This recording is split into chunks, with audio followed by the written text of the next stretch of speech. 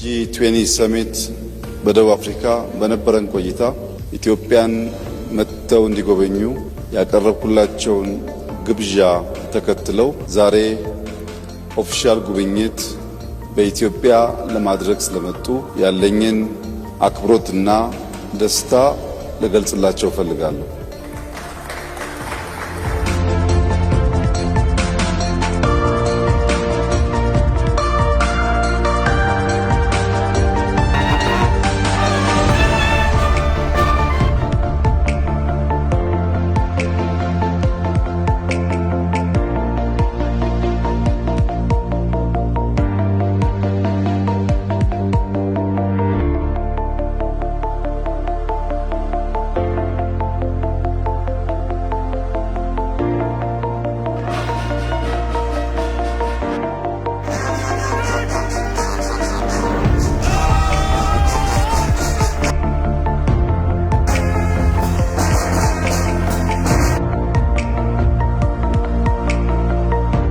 ፕሬዝዳንት እንዲሁም ከሳቸው ጋር የመጡ የዴሌጌሽን አባላት ወደዚች ጥንታዊት የሰው ልጅ መገኛ የኮፊ አረቢካ መገኛ በአፍሪካ ብቸኛው በቅኝ ግዛት ያልተገዛች ሀገር ከፍተኛ ክብር እና ኩራት ያላት የማደግ ተስፋ ያላት ከሁሉ በላይ ደግሞ የአፍሪካ የፖለቲካል ካፒታል ወደሆነችው አዲስ አበባ እንኳን በሰላም መጣችሁ። ቆይታችሁ ያማረ የሰመረ እንደሚሆን ተስፋዬ የላቀ ነው።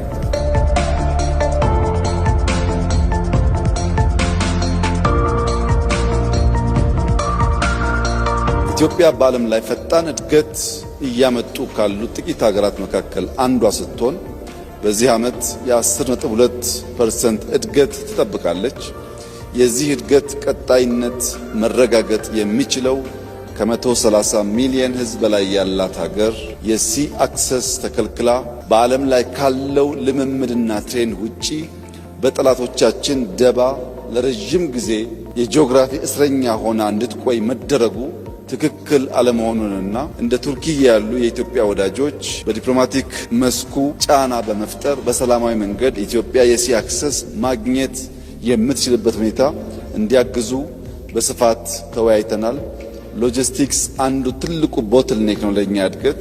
ከዚያ ደግሞ የሲ አክሰስ ቁልፉን ነገር የሚይዝ ሲሆን ፕሬዝዳንት ኤርዶጋን ከዚህ አንጻር የበኩላቸው ሚና እንዲጫወቱ ጠንከር ያለ ውይይት አድርገናል። ለዚህ ምስጋና እናቀርባለን።